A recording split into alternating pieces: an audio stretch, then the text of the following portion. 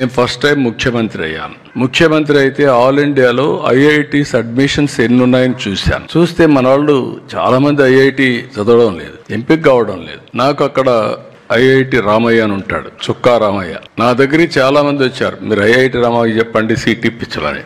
నేను ఫోన్ చేస్తే మీరు ఏదైనా అడగండి కానీ సీటు మాత్రం ఇవ్వనని కరాఖండిగా చెప్పేసేవాడు. చాలా మంది అఫెండ్ అవుతారు, సీఎంలు కోప్పడతారు. నాకు ఆయన మీద గౌరవం పెరిగింది. ఒకరోజు పిలిచాను,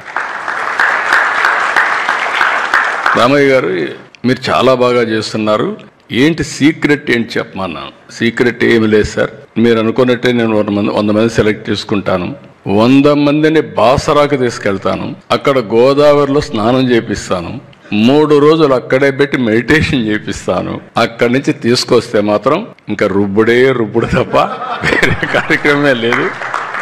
ఆ విధంగా తయారు చేశాను కాబట్టి 100కు 100 మంది ఐఐటీలో సెలెక్ట్ అవుతారని చెప్పాడు. అది రహస్యం.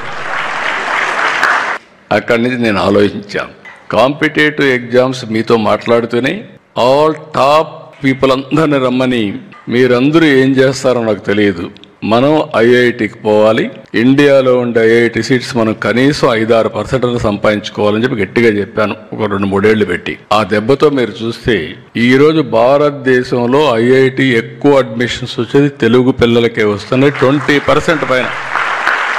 ఒక స్టేజ్లో బిట్స్ బిలాని వాళ్ళకు ఆశ్చర్యం వేసింది. బిట్స్ బిలాని ఎగ్జామ్లో మొత్తం ఆంధ్ర వాళ్ళు వచ్చేస్తున్నారు, 70% వస్తున్నారు. ఇది బిట్స్ బిలాని కాదు, ఇది ఆంధ్ర బిలాని అయిపోయింది.